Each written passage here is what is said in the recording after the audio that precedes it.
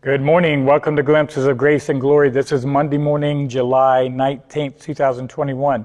I wanted to talk today about a man in the Bible who, when I was taken through IBS, Institute of Biblical Studies, through Liberty University, I was taking some Bible courses. Dr. Ed Hindson called Gideon Super Chicken. Kind of a funny name, but I want to talk about Super Chicken today. I want to show you how God can use people. It's not based on our faith or our desire for God. God chooses us and He uses us, and He usually chooses the lowest. He chooses the base things of this world, the weak things and things that are not, to bring to naught things that are, that no flesh should glory in His presence. We know God had brought Israel out of Egypt years before, and now in the period of the Judges, in Judges chapter 6 and 7, Israelites had turned to worshiping Baal. And Baal, B-A-A-L. And so they're worshiping false gods, and they built an altar to Baal in different places, and the pole of Ashtaroth beside it. And God said, I'm going to turn you over to the Midianites for 7 years, because I told you not to worship other gods. There are no other gods, there's one God. And after seeing all His miracles, you're going to turn to these weak things? So the Midianites came in, and they would take all the sheep, all the cows, all the donkeys. They just took all the food, and when the Israelites would plant crops, they would come in on camels like the locusts. They would just come into the fields and destroy all the crops, and they wouldn't leave till they had stripped the land bare, and they were literally starving the Israelites. The Israelites had to run from the Midianites. They went up into the hills. They were living in caves. They were living under rocks.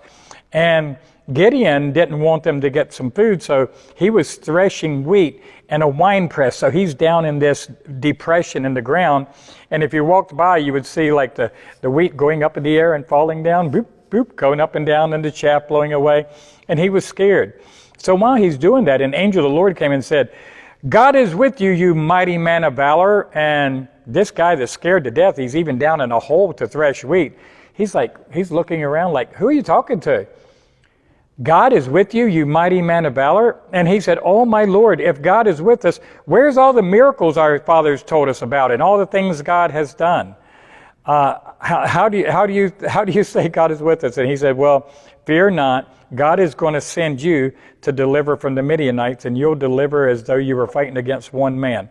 And Gideon said, my family, my clan is the least in the tribe of Manasseh, and my father's house is the least of all of them, and I'm the least in my father's house. Like, you've definitely got the wrong guy. We're from a small tribe. We're the lowest clan in the entire tribe, and I'm the least in my father's house. You've got the wrong guy, but see, that's who God chooses. And he's scared. He's super chicken, and yet God chooses him and says, the Spirit of the Lord will be upon you. So Gideon's still a little afraid. He offers an offering he says, let me build an altar, and he builds an altar, and he cooks a goat, and he has the broth and some unleavened bread, and when he offers it, the angel touches it with his staff, and the flame comes out of the rock and consumes it. But then Gideon asked for a sign. He said, Lord, if you're going to deliver them, he put a fleece of wool out. He said, let the fleece be wet with the dew, and the ground is dry, and God did, and he wrung out a bowl full of water, and then he said, just one more time, he said, let the ground be wet and the fleece be dry, and God did that. And then God told him, go down to the Midianite camp, and you're going to hear something that will encourage you. And he went down, and he heard two men talking, and one said, I had a dream, and a barley loaf rolled into the camp and knocked the tents over and brought destruction. And another man said, that's none other than Gideon that God's going to use. So he knew God was with him. So he gathered together an army, he called for all the people, and 32,000 men showed up. So he's going over toward the Midianite camp, and God said, too many. If you win the battle with 32,000, you'll think you did it by your own power, and you guys are already turning away from me to other gods. I don't want that. I will get the glory. I'll show you that I'm God and that I deliver. So God kept cutting it down and cutting it down, and got down to 300 men. And he told Gideon, with these 300, I'll deliver you. So he told Gideon, divide them into 3 groups. Go to the Midianite camp at night. Put 100 on one over here, 100 over here, and you're with the 100 over here. Take a ram's horn in your right hand, a torch in your left hand covered with a clay pot. And then when Gideon got there, he said, when I give the signal, smash the clay pots so that all the lights go on, and everybody blow with your ram's horn. So 300 trumpets or ram's horns are blowing. And the Midianites are down there in their camp just by the thousands and thousands. And at dark of night, when all of a sudden they hear this blast and they look up and they see torches all around them, they thought a huge army was there, and they all started fighting against each other and killing each other. But some of them escaped and they took off running. And Gideon sent out a message. He said, go to all the surrounding tribes of Israel here, tell them all to come and help fight. And they chased the Midianites and they won the battle. One man who is scared, he's not a man of faith, he's a man of fear. He has no self-esteem. Our families the tribe of Manasseh is small already.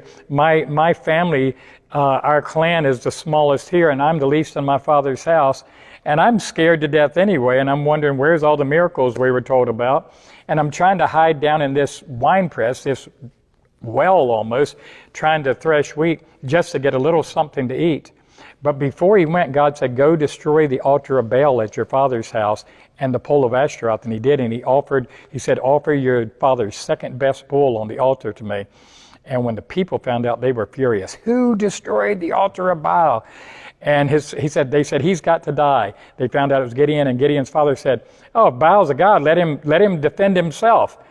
And the people who are worshiping him are the ones that should die. So God, Gideon was used to go out and the righteous zeal of the Lord and destroy the false gods, their altar and the pole. He used the pole for firewood to offer the bull, and God delivered them. They turned back to the true God, and God showed his power through a man who was the most unseemly victor. To call this a man of valor, but it says that before he went to battle, the Spirit of the Lord came upon him. So when the Spirit of the Lord comes upon you, just like Samson, I don't think Samson was a big, strong man. I think Samson was just a normal man, but he became strong when the Spirit of the Lord came upon him. Gideon became a fearless and a warrior when the Spirit of the Lord came upon him. Without the Spirit of the Lord, he was just, as we said, super chicken. But the Spirit of the Lord made a difference. And the Spirit of the Lord makes a difference in our lives. When God calls you and he puts his Spirit upon you, you don't have to worry about who you are or how untalented you are or how unworthy you are or you don't have faith. Or none of that matters. The calling of God upon your life, when God calls you, you go forward in the power of the Holy Spirit of God.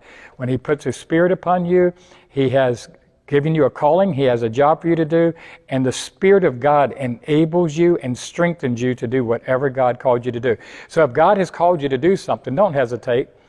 Go forward in the power of the Spirit, and whatever God's called you to do, he'll supply the needs, he'll give you the strength, he'll give you the help, he'll give you the wisdom, he'll give you the talent and the ability.